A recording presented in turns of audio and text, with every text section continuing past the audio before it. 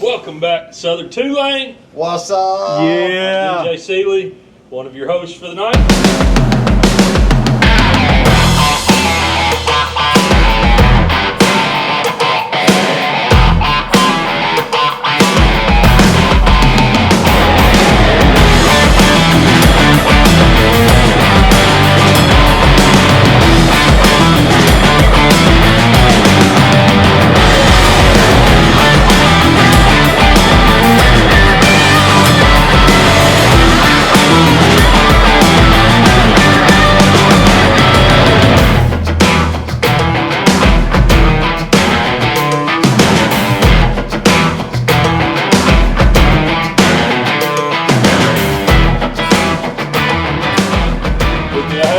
Randy B. Jimmy J. What's happening? Chris Buck Owens. Buck Owens. Bucko. I think for this episode, we'll call this the Buck Owens episode and play Streets of Bakersville. Yes. With the Dwight Yoakam. Can we use Sing along? hee-haw as the intro? I think we could. Outro or Yeah. I'll take it. Maybe put a picture of his bike whenever he was riding it to Sturgis of the broken off engine bolt. Yeah, right. Yeah, we told that story. We told that story. Did I already miss that one? Yeah, Oh, wow. we told that story a couple episodes ago. Wow, I'm behind. Once again, a Harley Davidson bagger failed to make it through the trip without having to stop at the repair shop. But as I stated on that episode, 3 episodes ago, it made for a damn good story. Oh yeah. And anytime there's hiccups, whether it's oil spewing out your tailpipe or broken engine mount bolts, it makes for good stories. Well, and what can you expect? You were pushing over 1,000 miles in one single trip. Yep. That's a lot. I was probably about a good 600 miles in at that point. 600 miles. I mean, well, you know, Harleys always leave their mark. It would be easy for people to track you, because it'd be oil drops everywhere you parked and pulled over. So yeah, I mean, I don't know what Harleys y'all ride. Mine are perfect. I've just broken one bolt. I mean, 3 tanks of gas to every stop at a repair shop is reasonable, I think. I mean, why do you think they put Harley shops though right beside the interstate? Make it an easy access for the wreckers. That makes sense. You know, not to get off on a tangent here, but we've had a conversation about that. There is no motorcycle brand in the world that has not only the quantity of dealerships, but the sheer magnitude of every single dealership that looks like it costs millions. Yeah. They deck them out. Oh, they do. Yeah. I mean, they do. I mean, I do feel like you have to limit that to a geographical area. I do agree with you. The Harley Davidson, probably dealership for dealership, has more dealerships than any other manufacturer. Right. They got more than Victory. But that's... We'll get into touche. We'll get into We'll get there. But I think that's the United States. I told you. That's a good point. That's a very good point. We were down in Costa Rica this summer, and there were motorcycles buzzing around all over the place down there. Little Honda 125s and 250s, and wait, you didn't see any road glides and street the only resemblance of Harley Davidson down there were at these little gift shops, and it was not trademarked and registered and licensed and approved stuff. It was just, it is. Boy from the U.S. will buy this T-shirt if we put a Harley Davidson logo that's stretched out of proportion and put it on the side of this mug. Put the city or the country name at the bottom. Brother. That's right, brother. Like you guys remember back in the day the Hard Rock Cafe T-shirts? Yes. You collect those and you try to get one. Well, but there is. I mean, I've had them from Disney Springs back when Disney had their separate little area where they had Circus Soleil shows and Rainforest Cafe, and it was kind of a shopping area more away from the actual park. Yeah. And they actually had a Harley Davidson outpost in Disney Springs. Don't know if I got pictures when we were down there young with the boys of me and the boys each taking a turn getting a picture. Well, you know why I was there. I mean, the husbands that were forced to go on family vacation that would have rather been on a motorcycle trip had to have at least some place to look at while they were there. When I guess it was last summer, wife and I went to the Bahamas, and you go into town where the cruise ships dock, and lo and behold, Oh yeah. Harley Davidson. Mm-hmm. Mm-hmm. But there ain't a motorcycle for sale. Yeah. No, they're not. And you do the same thing when you go to Jamaica to get off at the port. You go to Honduras, Belize. You get off all these ports, and there's a Harley Davidson outpost that says Harley Davidson of Honduras or Harley Davidson. So when you Belize. say outpost, you mean like Lynchburg? Yes, they do not sell So motorcycles. It's apparel only. Yeah, merchandise Yes. only. Okay. Yep. You get your poker chip and a T-shirt. Okay, There's one at Tellico Springs before you start going up to Charles Skyway. There's one sitting right there. Yeah. They're not just I've been in to that tourist one. Yeah, areas, yeah. but they're very prominent out in the. Okay, so my question is, for the one in Disney, did the poker chip have a picture of Mickey on it? Well, so odd enough, back then I was just buying shirts. Didn't know anything about poker chips, so I have no idea. Okay. And that was back in 2010, so that's been a long time ago. Okay, and I mean, viewers, listeners may not know the significance of poker chip. What's that all about? Don't you know that? Sorry, I don't mean to. It's just something to to steal spend money on. Your role there. Yeah. Can you imagine the pissing match between Harley Davidson and Disney? Oh. Who was going to pay who the royalties? Yeah. Oh, Mm. I'm glad you went there. That's fun to think about. Well, let's see. From a conglomerate perspective, I would say Disney's probably could buy Harley out a couple times over. A few times over. But on Sunday. from a where we have arrived at our time in existence, I would say that probably your Disney folks could be beaten up by your Harley folks. So I see what you did there.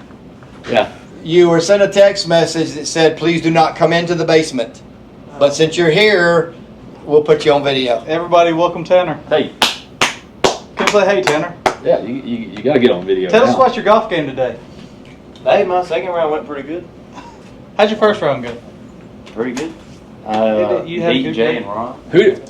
Anyway, so yes, Disney Springs and Harley. That'd be funny. Yeah. That'd be like watching. That'd be like watching Macho Man Randy Savage and Miss Elizabeth have a fight. Listen, I would purchase.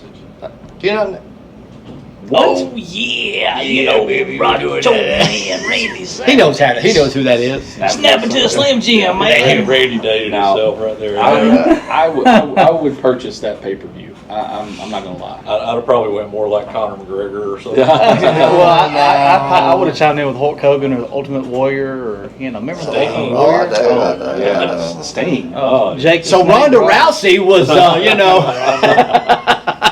Dig me All of them. That's it. All of them That's were it. interviewed by Mean Gene Okerlund. Oh, Mean Gene. Oh, now we're showing our Mean age. Gene. And Yeah. a Ric Flair. Mean. Woo, Gene.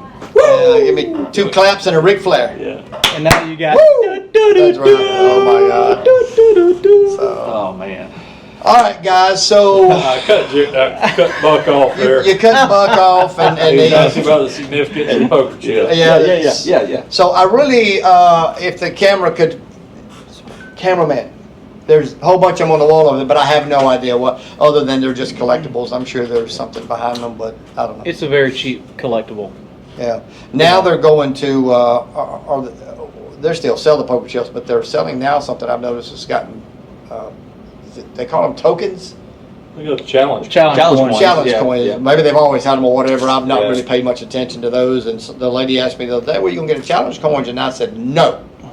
And I was pretty aggressive. She said, "Didn't mean to offend you." I said, "You didn't offend me, but I'm collecting enough stuff. I don't want to start something else." Well, I don't want to be When I was challenged. introduced to them, Yeah, I it know. was presented as an option. You know, if you don't want to buy the $40 T-shirt, Yeah. then you can buy the $4 poker chip. Yeah. It really didn't work out for me that way. I ended up buying both. Yeah, And half. Because, screw That's your right. wallet book. Yeah. that's right. Yeah, who cares about that? That's right. Screw All right, your- so hey guys, this episode, which is like number 13, 14, 15, 16, 17, somewhere along in there. We're still in season 1 though. As the DJ said earlier, welcome, and we hope that you are liking and subscribing to the channel. Podcast is going out on all podcast platforms: Apple, Spreaker, iHeart, Spotify. It is everywhere. So you can find us about anywhere you want to. Look, we're here. All we're doing is having fun. We're having a blast. And at the moment, we're just in somebody's basement here. But we're just talking about motorcycles. We're going to talk about life. Apparently, we're going to talk about Mickey Mouse and Harley Davidson, and Buck Owens and Bakersville. Right. And we're even going to lower ourselves down enough to talk about Victory Motorcycles. Hey, I mean, we are easy. absolutely going to talk about anything. And at some point, we're even going to address politics and religion. How you like them apples? I ate them. So, how about that? How about that? But the last episode, we got hung up on ADVs. We're going to try not to do that this episode because this one right here is coming back shortly. By the time this airs, he probably will have already gotten back. But we're going to do an episode on his trip. He's going to do some videos. And we're going to kind of delve back off into the world of ADVs again. But for this particular episode, what we're going to do is kind of creep along on the catch-up route, which is what we're trying to do to get us to current. So lots of things have been happening in politics this year. Trump's supposed to have went to prison 4 or 5 times, 34 felony counts. Biden's out of the race. Yeah. Kamala, what's her name? Kamala has been it's been a nightmare. If you haven't been following up, it's because you don't live in America, and that's probably, I don't know, maybe a good thing. I don't know. So that's been happening through the summer. There's been 2 assassination attempts on the president. As of September whatever today is, the 17th or so, there's been two assassination attempts on President Trump. But and Epstein didn't hang himself. Former President Trump, and Epstein still didn't kill himself. That's right. For sure. We did talk a little bit about Sturgis, and we went out there, spent a week or 2 out there, had a blast. You could just do episodes and episodes and episodes about that. It was these 2 guys right here, the ones that would be my second year, their first year. Next year will be his first year, and then we'll just all be talking about it a lot. But you could ride out there for 2 months straight and never see the same thing. And if you did see the same thing, it would be just as awe-inspiring. The second time was what it was the very first time you see it. Yeah. What's the saying? Lord willing and the creek don't rise. That's right. That's right. My dad used to say that. That's right. I tell you what would be great, because I have no intentions of taking. The spouse and I have talked, and she's enjoyed it. Really don't have a desire to go back. She's a school teacher, so it's really a bad time for her. School starts back, so it's just really going to be a me trip going forward for Sturgis. So, if your ladies want to go, obviously that's fine. It don't matter however we want to go, but it'd be nice if John could jump in and we all 5 go out there and do some riding and just enjoy it, have a lot of memories, take some video and some footage and do some podcasts and stuff out there. But you're right. Some of the roads to get to certain places, like if you want to go to Mount Rushmore and then you go back the next day and want to go to Crazy Horse, you kind of have to go through a little bit of the same roads, but they're just so awesome of roads, and the scenery is so good that you really don't mind it. Yeah, the only thing that's really, I would say, boring, if there is boring, is just the interstate from Rapid City to Wall. That hour and 15, 20 minutes going down 90, and that high wind, and it's just vast, hour and 15 minutes of nothing. The crosswind riding the interstates out there is really indescribable. We could sit here and talk about, oh my God, it blew me, but unless you actually get out there and do it, it's just, and I'm not talking about like storms. Like, we've been in wind around here. We get storms and tornadoes and bad weather in our area. And pretty weather whenever you're going down the interstate. But it can be just beautiful, sunny weather, just cruising down the interstate, and the wind's gusting at I don't know what feels like 80 miles. Well, and you're running interstate speed, which out there is 80. And you've got your bike literally at almost a 45-degree angle into the wind. Yeah. Going in a straight line, like you're wearing the one side or the other of your tires, going straight down the road. Right. Like, it's crazy. And the difference between there and here, like you said it, here we have gusts. We have lots of windbreaks, trees, hills, mountains. Out there it's plains, right? So in that ride you're talking about from Rapid City to Wall, it's wind just constantly on you across those plains. It's not gusting; it's constant blow. big highways out there, it'll wear you out. Yeah, it will, totally. It is. Sounds great. He's going next year. Well, I will say this. I will is say short. there are many other ways to get there that you don't have to do that wind and you don't have to do the speeds. But if you want to try to get as much done as possible, and you think, well, I'm going to be there for 8 days, 5 days, 10 days, or whatever, there's still things you're not going to get to. Chris was there for 7, 8 days, Yeah. and he never made it to Spearfish Canyon. Right. We tried several times, but Right. we did so much. But there are other ways to get there that won't be in that environment. But we were just like, all right, we need to take the interstate to get there, Yeah. and then we'll go through the Badlands to get back and enjoy all the touring and so on. Well, and we planned it really good to, try to prioritize what you want to do that day, go to that region of wherever you're going to try to see the most stuff. But Right. And everything's there's a lot of things within an hour and a half. Easy. So you can hit, 2, 3 places, in one day.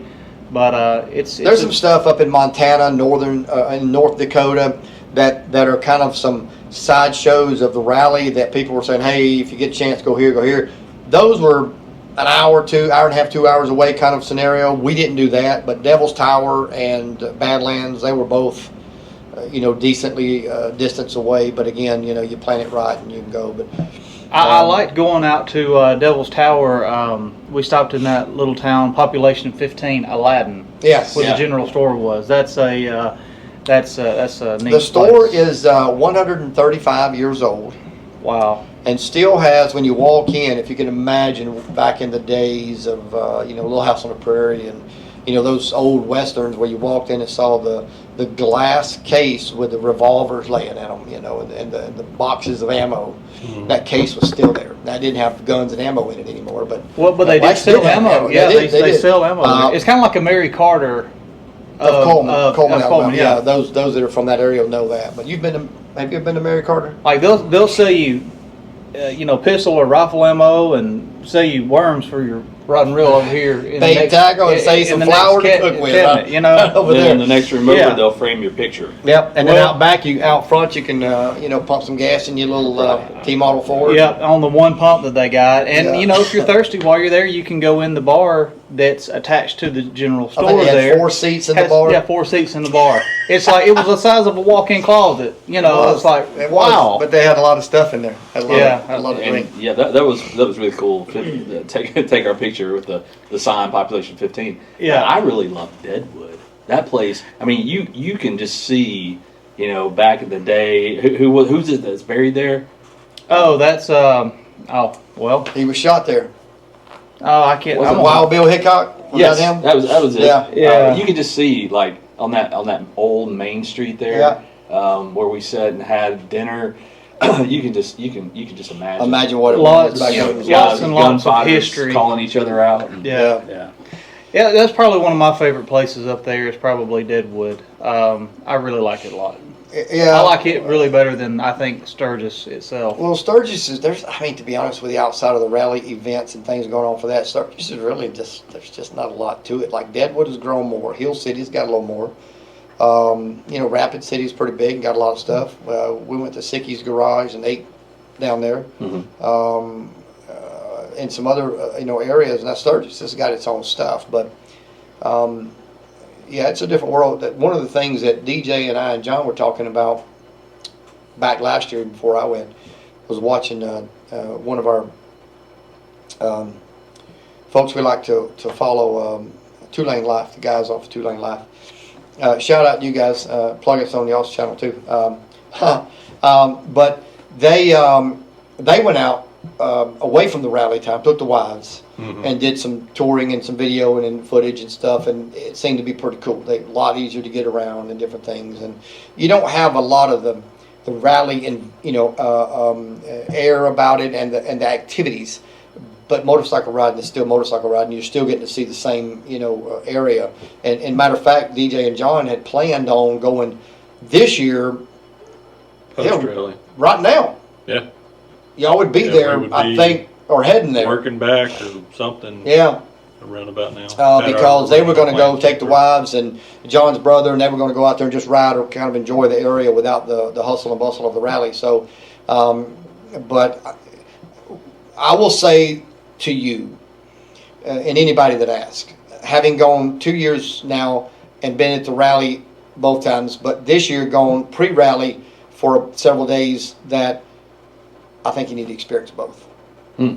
Well, you need to go and take the wives and do without the rally, because the rallies, unless you have a motorcycle wife, and I mean like that enjoys that stuff, it's just not. And I don't know that any of us do. Our wives are great women, and they're but I Or they're not overly laden with tattoos. Yeah, it's just not. They don't ride their own bike, and they don't.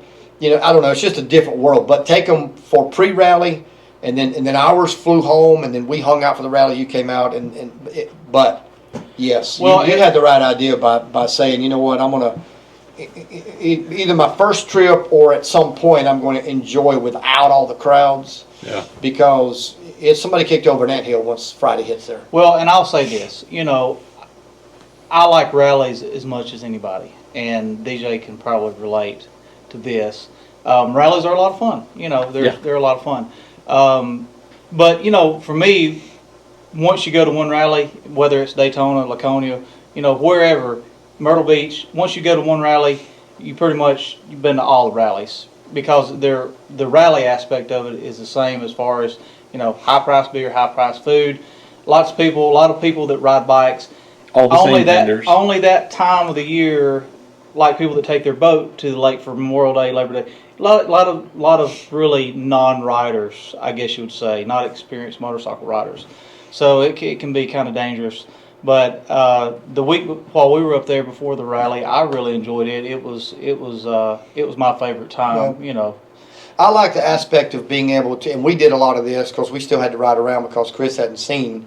But we do it when we go to Thunder Beach now because we've been down there so many times. But I really just go park and people watch and bike watch. Yeah. I mean, there's some riding that we want to do, and even in Daytona now, we've been down there spring and fall for 4 years in a row, or however many years in a row now. There's really not anything we haven't seen, so we try to hit the spots we want to hit, eat the spots we want to eat, and then we just find somewhere to sit and watch people watch, and I just enjoy being in the environment. But no, you're right. I mean, and DJ has said it many times. I mean, at some point, it's, I don't know, it's like anything else, How many times we go play golf? We do the same thing every time we go, no matter what course. If you go to the lake, you do the same thing. But if you enjoy doing it, then, you find a way to just continue to enjoy it, or you stop doing it. Well, so, and if you're going to the rally, if you're going for the, the parts world and, accessories, if you're adding to your bike, it's a great place to, find whatever you're looking at to add to your bike, because you can see it in a magazine or online all day long, but it may look different sitting on a bike, sitting right there in front of you. Yeah. It might be just what so you you're talking about, like if you wanted an exhaust for your bike and you heard it in the video and it sounded really good, and then you bought it, you put it on your bike, and then it sounded like, I don't know, like a straight pipe coming off of a 350 block in your basement. And you'd be like, well, now I wish I'd have heard that somewhere, Like a latex balloon attached to a hippo's butthole. Something. Oh my God, I'm not sure where I like it. Yeah. Sure where you. I don't even I'm know. sorry. I don't even know how you come up with something like that. So anyway, without going off into that rabbit hole too much, we'll get onto that. But stay tuned. But then you've got the discount. A lot of them offer discounts for doing stuff at the rallies, right? They do. Or they'll put it on for free. Yeah. And his first time down went before I bought, or maybe I'd already bought. I think I'd already bought. You went down with your uncle. And he came back, and that was one thing he says, man, I got, my bars put on, I got this put on, I didn't pay installation price, didn't have to, or, something along the lines, and a lot of times it's 10% discount. Yeah. So there is opportunities to get some of those, and you've experienced it. But, and there's also, it's like, maybe I equate this right. Tell me if y'all don't think it's a good way to give an example, but it's kind of, I could go out and buy myself something, that I want, and I buy that item and I open it up and enjoy it, whatever that may be. But if I unwrapped it from under the Christmas tree, somebody bought it for me. There's a little different approach there, a little different. You know, and I feel like going down there and doing that sometimes is a little different. If I order it here and put it in here, and I do enjoy working on my bikes, don't get me wrong. But there's a little something about, you know, buzzing up to the crowd, revving the motor up, you know, get out of my way, you know, I'm going to get something done. Brother. That's right. You know, pull up, you know, the next thing you come back to it, you know, you pick your bike up and you've got new bars or lights or, you know, exhaust or, you know, air ride suspension where it's dragging its tail like a dog. You know, so whatever it may be, you know, so it's there's Then you just cool drive through the crowd, just raise it up. Yeah. Raise it back up. Excuse me. The whole time, you know, singing that rap song about 16 switches, you know. Yeah. Well, I ain't Damn, got the she's two. hot. Yeah. You look like what did the old school Mexican guys call their car? Kicks on. The old school Mexican guys called their car the hip. What did they call it? Oh, the ones that three-wheeling like this? Yeah, they used to. Yeah. But there was a word for it. They called it. I'll think of it in a minute, maybe. But all right. So moving along, Sturgis was fantastic. We all got back from there, and now here we are getting ready for our fall trips. And the plan is to leave around the 15th. And Jeremy and I are going to ride to Daytona, and then it's the end of October, 1st of November is our birthday, so we're making this kind of an annual trip, riding to Daytona, barring the weather being an issue, and then Francine or something like that, and then riding back up to Thunder Beach, because in the spring, Panama City and Daytona are 2 months apart, 3 months apart. 2 months. March to May. March 1st to May 1st. Too far apart to do back-to-back. Yeah, well, I mean, I'd camp out somewhere along the way and Yeah. wind up there. But in the fall, they're back-to-back weekends. So we ride down and ride back up and then come back home. It's a, 12-day trip or whatever, and we have intention of doing that again. But DJ and Chris are going to tag along, right, this year to Daytona. What are y'all's plans as far as now? Our plans last year was we rode. It was cold when we left, warm when we got back, but the weather was. I don't know if it could have got any better. I mean, it was cold on the first couple of days. That first day there we rode halfway, yeah, and then the next morning on the second day that we left, it was cold. About 30. It's about 30. 38. Yeah, 38 degrees, something like that. Yeah. And I had. I was riding my Road Glide, and had the, They don't have lowers, so they don't block the wind off your legs. Well, I had the aftermarket Harley fabric lowers zipped on there. I didn't even and they do a good job. They do a good job, but it was like I've ridden a lot of miles in my lifetime, and like these guys all make fun of them because I don't like to ride when it's raining, and I don't like to ride when it's cold, and I don't like to ride when it's super hot. So I don't feel like I have anything to prove, but that's just me. But it was too cold. It was really cold that morning. Like if I would much rather have stayed in the bed and drink 2 or 3 cups of coffee. We went to Starbucks and got coffee. Not got on a bike at 7:45 in the morning that's got frost on the seat that you got to wipe off. We did wipe the frost off. Here's the kicker about that, and we've done this. We've left from up here. And it'd be 38 degrees, and by the time we get to Panama City or wherever, we're into t-shirts and whatever. What was odd about that day, like we rode all the way from Auburn, Alabama, through Tifton, Georgia, through Valdosta, Georgia, and then north of Jacksonville, hitting 295, down to 95, into Daytona. We got there around 6 or 7 o'clock that night. It was already kind of getting dark. But not one time did I take off a leather.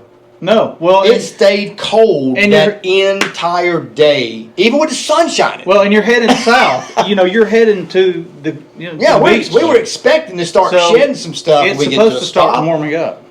Everything stayed. We got to the next stop, and by course, by the time 4 or 5 o'clock rolls down, and we're in Jacksonville, we're like, well, the sun's starting to go down now, so I sure ain't taking it off. Yeah. Typically, you hit that line where it's like. All right, the temperature just jumped 20 degrees. Mm-hmm. Yeah. I'm getting hot. I'm getting irritated. Motor's putting off nice heat. Mm-hmm. And we got to stop. Yeah. But Randy's got a half tank. Yeah. we might have done that a couple times. So, But- and yeah, I then, usually well- get pretty anxious to, these base layers, these leathers, Yeah. this stuff's got to go. Well, I mean, especially when you're talking about like leather. I mean, we talk about it, and we've got it laying back here. You guys have all got it. We all ride, put it on when it's cold or whatever, and it does its job. It really does. Mm-hmm. It really, barring just sub temperatures, I just need one shirt on underneath the leather, and I'm pretty good to go. But when you cross that threshold and that sun starts pouncing down on that leather, and we Black thought that leather, we talked about it we stopped at Starbucks about 8 o'clock, got us some coffee and a little breakfast, and thought, all right, we're not going to stop again until we get to Tifton. That's a pretty good little drive.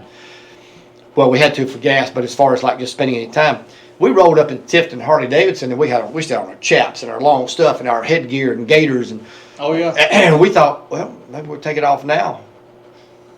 No, I think we'll wait a little longer. And now, of course, we all dress. You don't want to look like a village person. Like you're a member of the village people. You dress for the ride, for the slide, not the ride, obviously.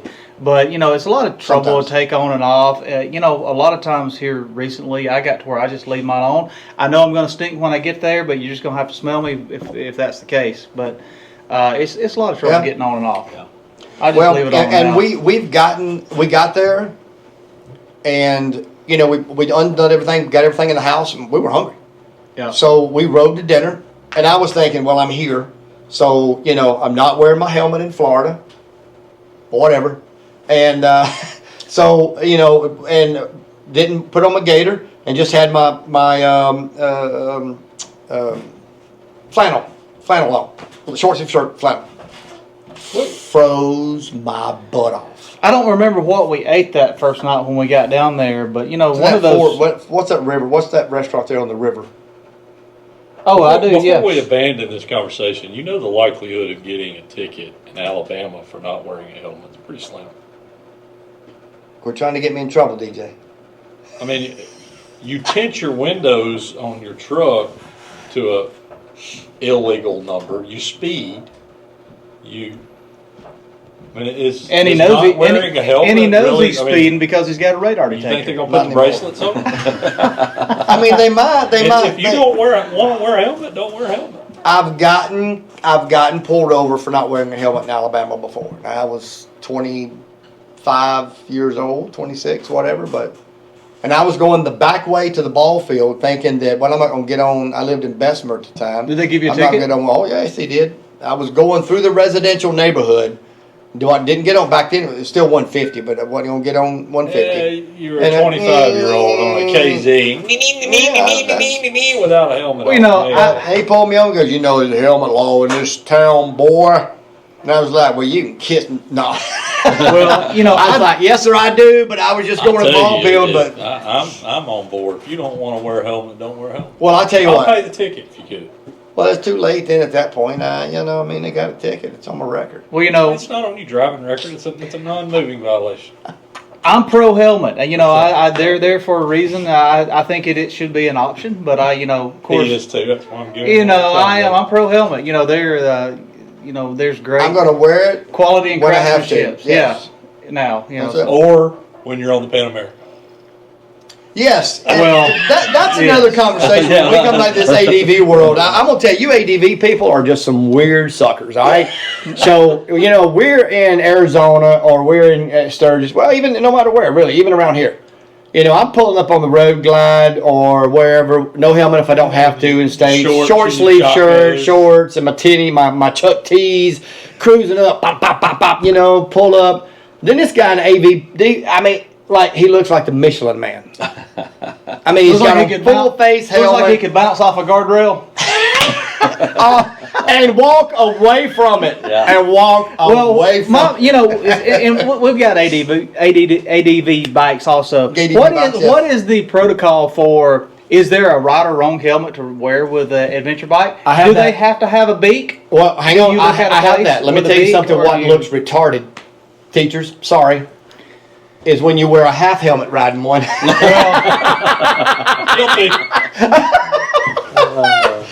come riding up here one day in that half helmet. I'd like, you know, I honestly, I'd like to see that. Yeah. Oh my God! Daytona last Don't year. like a do straight up that beanie? again. Like Oh yeah, like the micro dots right here. Oh, wow. yeah. Look, we were in Daytona. I had my road glide down there.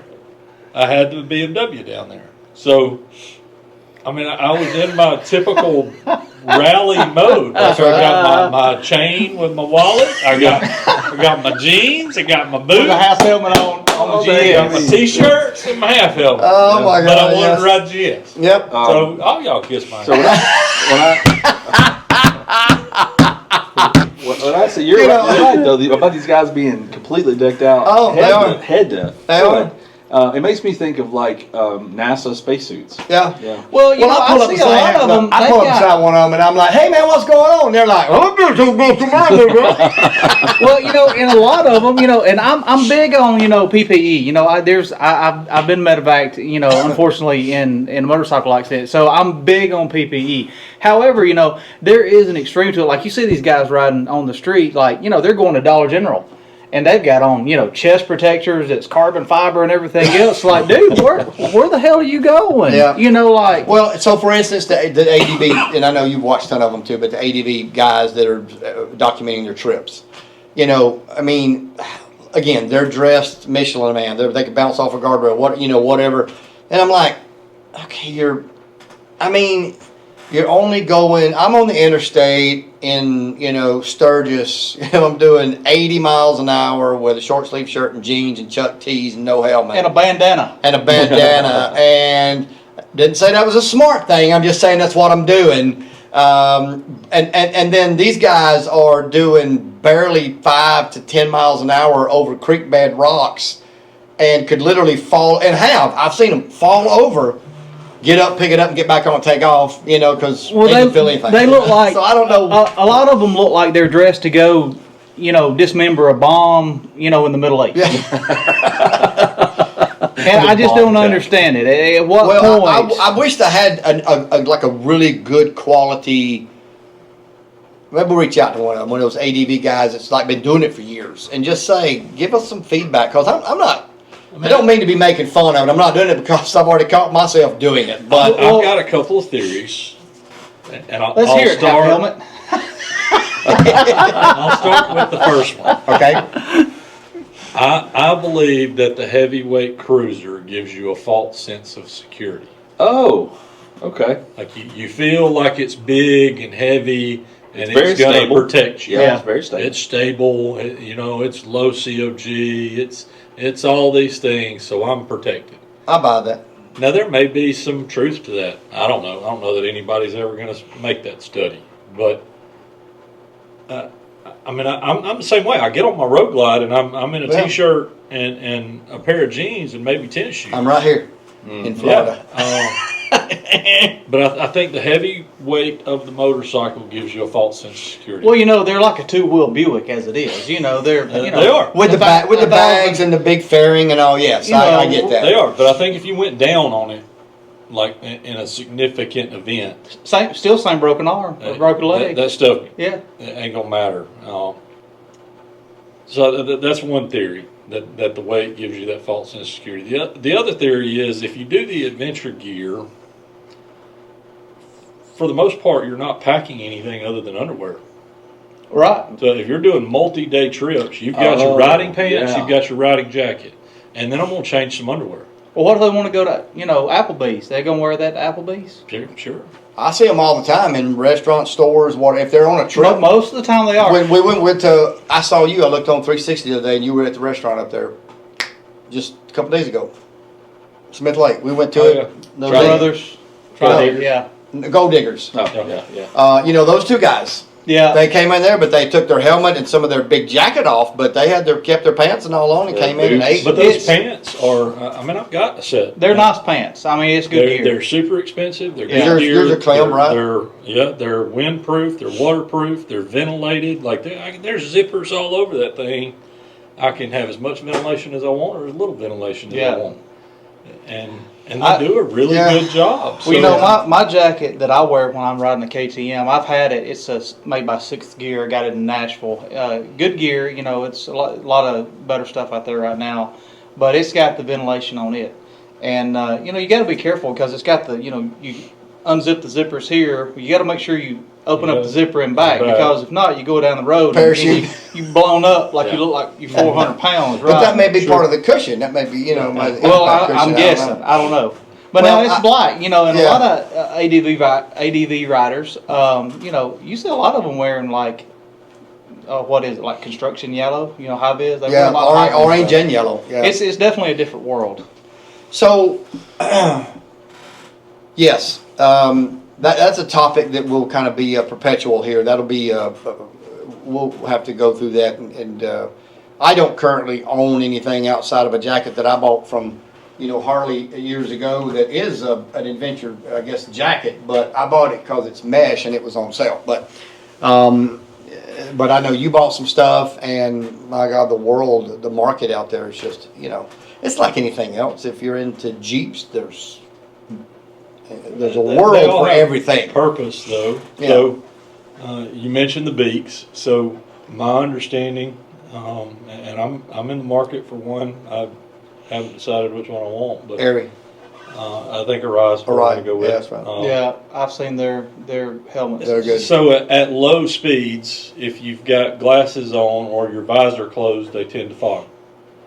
So you can raise the visor and not have to wear glasses and still have sun protection. Yeah. Okay, and water reduce and glare. Yeah, is another big one. So well, and what I've heard and what I've read, because I've kind of been in the market because I'm wearing an HJC typical full face helmet that I have. I love it. I've had it for a while. It's a good helmet. Is what I've read is the ADV helmets that have the beak. If you don't have something with a lot of wind protection, like a bigger windshield or whatever, then the helmet it's bad about catching a lot of air. Mm-hmm. And it causes a lot of most fatigue. of the time the beak is very easily removable, and if you're traveling at any rate of speed, you're going to take the beak off so it doesn't catch that air. Yeah. It's mostly geared towards off-road and slow ride. Well, and that's also why I did read why it has holes right under here too, is from mild wind will escape under, you know, through it. Yeah. But you know, obviously if you're doing 40, 50, 60 and all up, then you know, you're not going to. So, and this might be a dumb question, but no such thing. I would assume same kind of like DOT standards and things like that, impact standards for. I think most of the good higher quality ones now are Snell. They're Snell rated. Yeah. Versus, you know, on our baggers, we're hoping that we find a helmet that fits our likings. Right. DOT certified. Well, and my helmet that I use whenever I ride my bagger, it's like the Temu version of a good helmet. It's literally a plastic shell with a. So you don't wear it on the KTM? No, I don't. Why? Well, it's a different look. It's kind of like. So we are truly going for looks on the bike. So it's just aesthetics. It's just aesthetics, yeah. Like, but it's more of a plastic, literally a plastic shell with a sticker on it. It virtually offers no protection. He got out of the Cracker Jack box. He got a DOT sticker and put on the back of it. So why do you feel okay to wear the Cracker Jack helmet on the bagger, but then when you get on your KTM, you feel the need to go to full face DOT?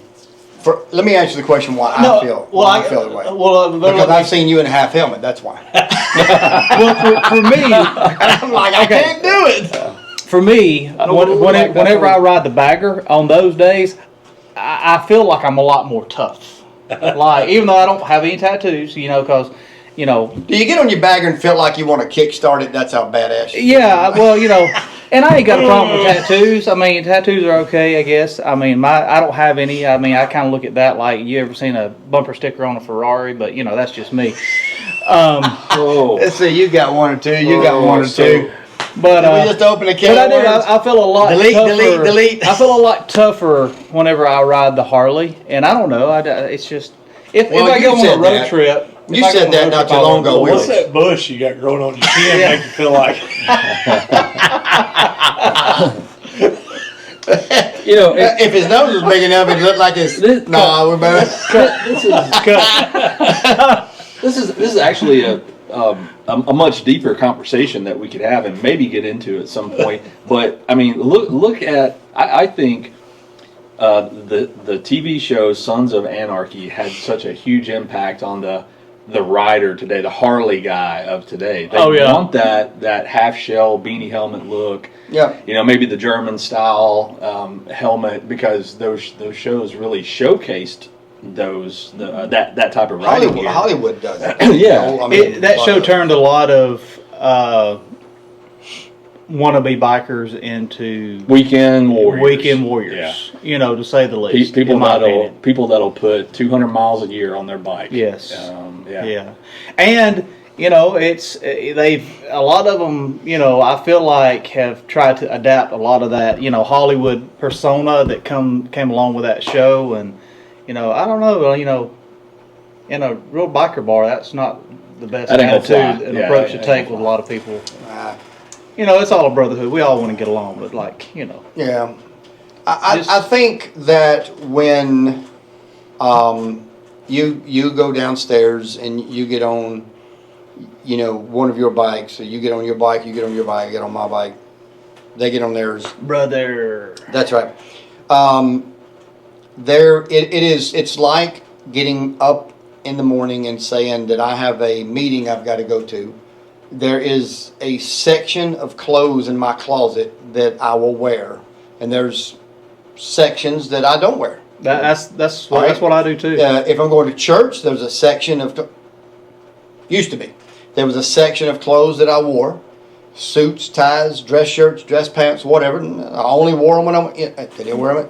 And I feel to say, I come down the steps, I'm going to ride. Once I decide which one I'm going to ride, if I hadn't already, then I know that dress. I know what you're thinking, so shut your mouth. Dress. I find that dress code or that dress, you know, whatever that fits for that bike, or what I'm going to go do. Which may or may not be color coordinated. No, mine will be color coordinated. I can promise you that. Anyway, and then I put it on. It's almost feminine sounding that it matches the mood. Not almost.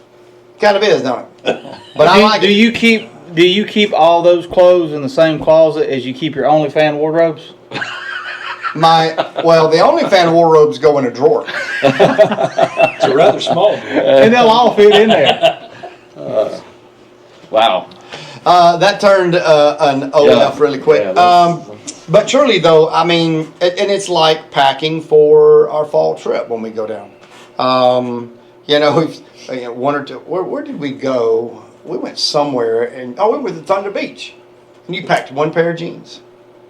Probably. And they got wet or something, and we tried to find some, and we couldn't find any. We were going to buy them, so you wound up having to wash them or something. Well, as men, we pack differently than all of our wives do. You know, we can make it on. We can make it on. Look, I traveled. He may have to have his stuff shipped. Well, wherever we're going. He's going to change his britches. I traveled in business for years, and I used to get stuck.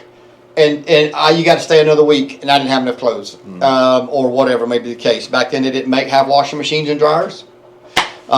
So when I pack, if I can get it in there and bag ahead, I'm loading it up. Well, I pack double underwear, double socks. Normally for a week, 3 pairs of jeans and 6 t-shirts, 5 or 6 t-shirts. That's enough for me. Because jeans normally I wear at least a couple of days. Yeah, and things have changed. You know, now. You know, I don't know if it's the world's changed, we've changed, we've gotten older, we're in a different place financially than we were years ago or whatever, but typically we're staying in an Airbnb that's got a washer and a dryer. Yeah. And washing a load of clothes right. is, now, I may or may not know how to operate the washer. I have to watch a YouTube video on that, but, you know, it's not a big deal to day 2 to throw a load of clothes in and right. You know, freshen up your underwear a little bit. Yeah. Well, you know, if you don't have a clean pair, I've always heard you can just turn them inside out and wear them inside out. Right. I mean, that's you know. Well, So I mean, you know, I used to have a camp towel, and You got a butt end and a face end. That's right. Yeah. And there you have it. All right, then. Take you some dude wipes. So the trips and the fun and the memories have been made. We've had a lot of. There was this one time in wherever we were at, stories. Yeah. We just enjoy it and have a good time. So we're going to wrap this episode up. But I'd like to pose one last question to maybe each of you to kind of chime in on as to kind of give me your thoughts. Do you feel... Let me see. That's a song, isn't it? Yeah, I know. It is. Like Victory Motorcycles is the best motorcycle brand still on the market today. I'm really disappointed that we went this whole episode and we didn't even talk about We're going to dedicate... We lobbed you a couple out there over the We plate. did. Yeah. Yeah, it was almost like shooting skeets. I mean, you let it hit the ground. And we didn't talk about that. That's actually what I'm riding to the to make our round trip in the fall. To please cut the video. Cut the video. I don't want nobody to know this. I'll be riding the jackpot. On a scale of 1 to 10, 1 being not enjoyment, 10 being enjoyment, full enjoyment. Full release. Right hand or left hand? You started. I wasn't going there. I'm sorry. Lord forgive us. That's not what we were doing. Okay. We sound like FDB there for a minute. All right. Yeah. On a scale of 1 to 10. What's the movie about Eden East and Eden West? Oh, It's a couples retreat. Yeah. I thought it was Eden East. The guys in the That's right. getting his massage. That's just the full release. John Favreau. Oh my God, he's crazy. Okay, that's another thing we'll be talking about is a lot of movies. Okay, so scale of 1 to 10. 1 being no enjoyment, 10 being enjoyment. Where does it fit for you riding solo and or versus, that's 3 things, riding with friends? What do you get the most out of? Do you, and I don't mean prefer, because I think that's different. Your preference can be, I definitely want to have some brothers around and go ride. I'm talking about for you. And we talk about in the motorcycle world, especially if you do social media on TikTok, you'll see a lot of guys that'll post, about their sanity and their life, and when I need to regroup, and it's just me and the bike and a solo ride. I get that. Mm-hmm. Where does it fit for each of you? Take a couple of minutes and say, where that 1 to 10 fits for you, solo and friends, and maybe even with your spouse. Chris, start with you. Since my spouse may see this, no. So yeah, I definitely have those moments where I feel like I don't really understand the scale. Maybe you can explain that to me a little bit more here. But where you as a man, yeah, find fulfillment, enjoy.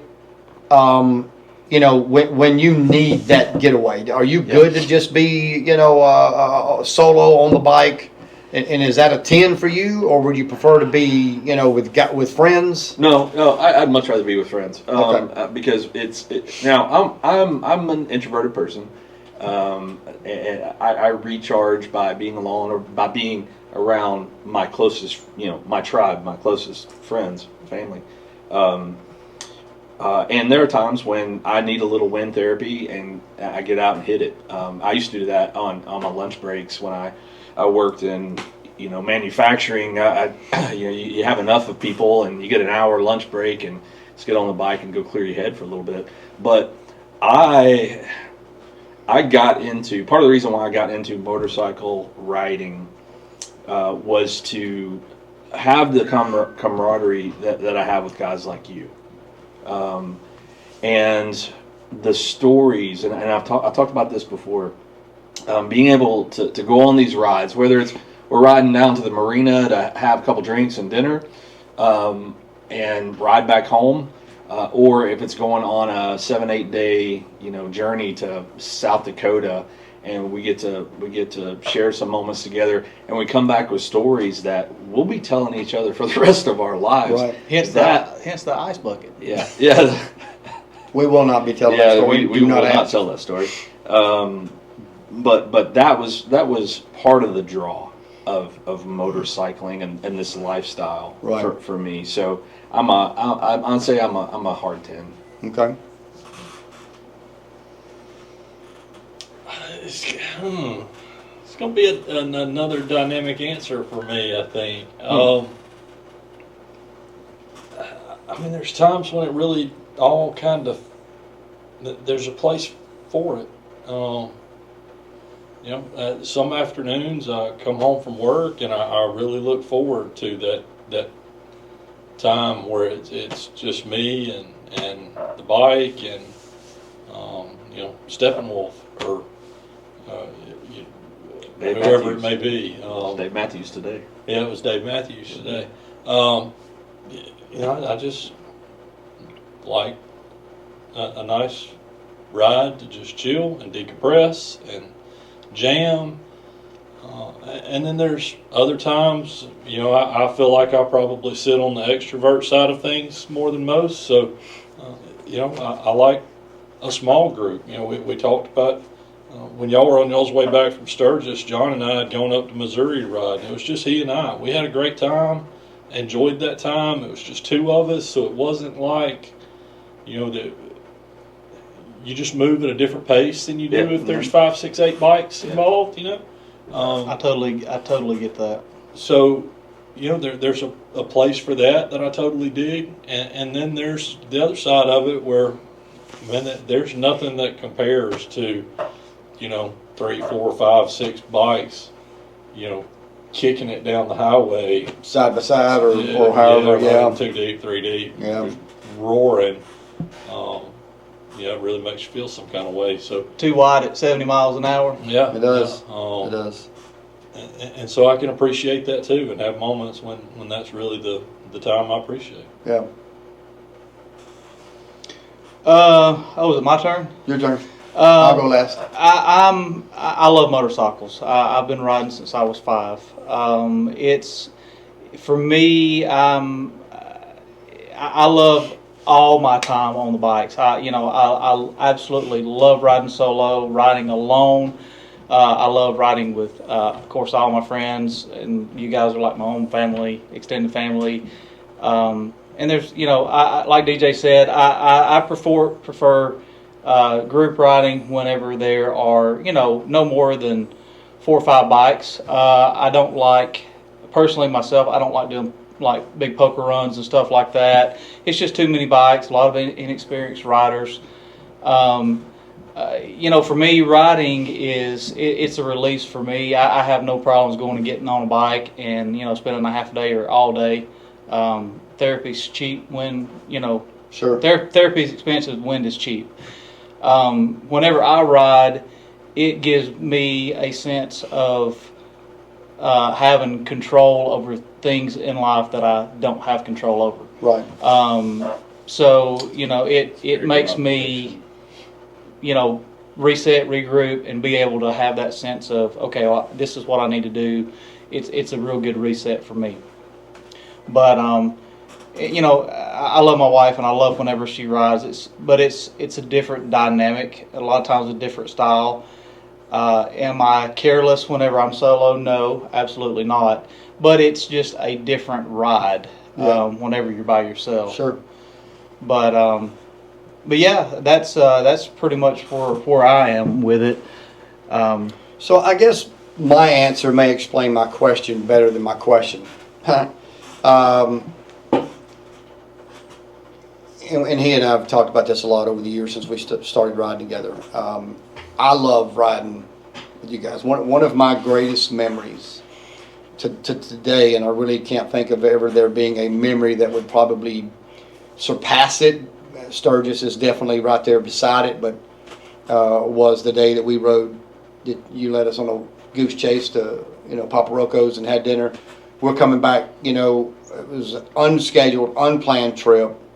It's midnight and he and Iron John are 80 miles an hour flying up 65 on a Sunday night, side by side, and we hit Alabaster where the lanes spread to 3 and 4, and we got three wide. And yeah, I get chills now just talking about it. It was badass. It was just absolutely badass. It felt like we were the only ones on the road. Yeah, and anybody, nothing else mattered. Nobody else mattered. Yeah. And the best motorcycle trips to me are definitely unplanned. Like whenever I go on a trip, and I'm sure you guys are the same way. It's good to have an itinerary of things you want to do, things you want to see. But we do that because we're limited on time. Right. We got to be back home. Work's got whatever. But life is so controlled, as you got schedules and deadlines here and deadlines here. Whenever I go on a lot of bike trips, unless it's something I want to see and make time to do, like I don't like having any kind of an itinerary. Yeah. Just me personally. Well, and that's what we did last year. So our trip last fall, that was one of my top trips. We did the same thing, cruise around Daytona, going there, driving over to Panama City the next day where it took us we took a long time to get there. But those I cherish. And on the meter, they can range, from a 5 to a 10. I've been on trips where I didn't lead, I was a tail gunner or I was in the back, but I enjoy being on two wheels. So that's kind of a 5 or 6. And then I've been kind of involved in where we're going, what we're doing, and maybe the meter moves on up a little bit. It kind of ranges. But there is a difference for me when she doesn't go, and I again, like you, Shelly likes to ride, and when she goes, we have a blast, and I enjoy that. But the meter is pegging at 10 when I hop on one of these bikes, and I just go. I have solo. Just solo. I'm right there with you. It has nothing to do with you guys, how I like you, I don't like you. It has nothing to do with it is all about me at that point. Yeah. And the meter just pegs. It ranges, it's wide range, from we've had moments where we didn't really have a lot of fun, and the meter was kind of down a little bit, and then there was times when we had too much fun and the meter's pegging. So that range is, but to me on a solo, me getting on the bike and just going somewhere, whether it's the ride from here to Arizona by myself for 1,892 miles, or from here to Coleman to Trident to Marina to sit and have a beer, with or without somebody, meet somebody. Well, and the meter's just pegging. And how you're having fun is even whenever you're by yourself. Like whenever I told you, I got that KTM and I strapped on my stuff, put my jacket on, and I took it down the road. And it was a solo ride. I was just checking out the bike.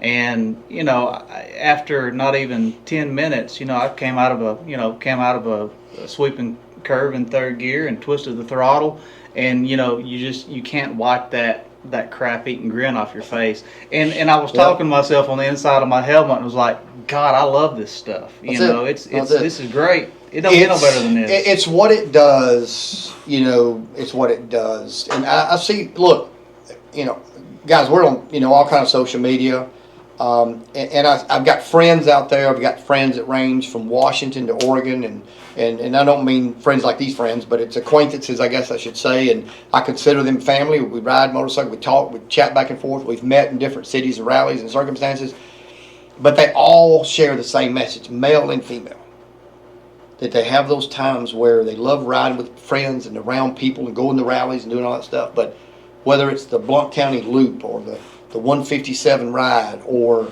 whatever your ride is, whatever my ride is, it's just that. I rode the other day, took the PA and rode up Locust Fork, went around Highway 15 across to 75, went up the mountain, stopped at the Inland Dam, sat there for a minute, the sun was out, it was beautiful. Went on up around Straight Mountain and come out and went back down to Naniana. It's a good ride.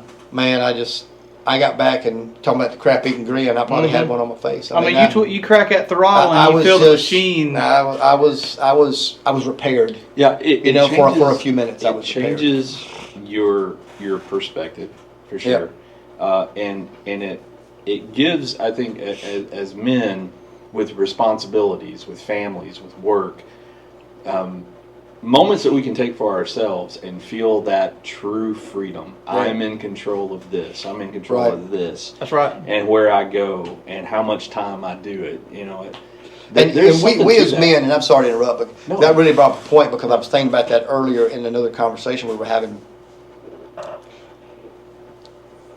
There are so many times where, you know, we're fixing, and I'll speak for DJ and I think he can change the words if I'm putting the wrong ones in his mouth, but I often think, you know, I provide for my family, you know, at least the main provider. You know, what if something were to happen? That's a burden that the main breadwinner in every house carries, all right? If something happens and you can no longer do your job or do it or whatever happens, but DJ and I, we sit in even a little different because it's not just me. I've got 10 guys that work for me. Right. Their family, their children that sit at their table tonight and eat dinner, I'm responsible for. Right. You know, and that's a burden to carry. And it's a burden that sometimes, I just got to tell you, It gets heavy. I mean, I've sat down many nights and cried. I have. I'm prayed. And that's not something I talk to anybody about. Because, you know, he and I have that's probably brought he and I closer together over the years that we've known one another than anything else was our camaraderie in business ownership. Because we have so much in common, especially in the field we're in, high voltage, low voltage, and we deal with a lot of the same. It is a world that there's not a lot of people. When I say not a lot of people, he being really the only one that I can just talk to. You know, whether we jump in a truck and head to Nashville for a day trip or to Atlanta because he needs to pick up a part or, you know, wherever it may be. We've done that many a times. And we just you know, unload on each other. Yeah. It's not things you can do to your wife. It's Right. not things you can do to your wife. They want to be there. I mean, the roles reversed. Really, it's the same thing. You can't be there. There's something, and I try to tell, you know, you need your friends. You need, because I can't be everything. Yeah. And you can't be everything. So yes, on that meter, jumping on that bike and firing it up, the cam just skipping a little bit, and then me buzzing off for even just an hour, as you say you like to do, is, yeah. Motorcycles are a very good release. You know, and you know, going back to, you know, me being in that accident back in 2008, you know, as soon as I got healed up enough to ride, it was about 8 months that I was, you know, down and couldn't ride. You know, whenever I got able, one of the first things I done was get back on a bike. I mean, I feel like if it's in you, it's in you. And motorcycles are dangerous. Well, the world is dangerous. And, you know, what I tell all my people and all my friends and everybody that knows me, you know, if it's my time to go, it's my time to go. And if it's on a motorcycle, just know that I was doing exactly what I wanted to do whenever I left this world. Yep. It doesn't make me not want to ride. No, absolutely not. It makes me want to ride more. I need to get more motorcycling in before that time comes. Right. You know. But Yeah, I mean, nobody wants to go. I mean, well, except for those that, you know, maybe take their own lives. You know, that's. But nobody wants to. But I've told her, if you get the phone call, you know, don't cry. yeah, I mean, absolutely you got to not. know. You know, when I went down before, mine wasn't as bad as yours by any stretch, but, you know, after I got my breath back to me and realized that I wasn't dying, although I felt like I was for a few moments, laying on the asphalt there, and I just thought to myself, and I said, I'm going to ride again at some point. I don't know what's going on here, but I'm probably going to get to ride again.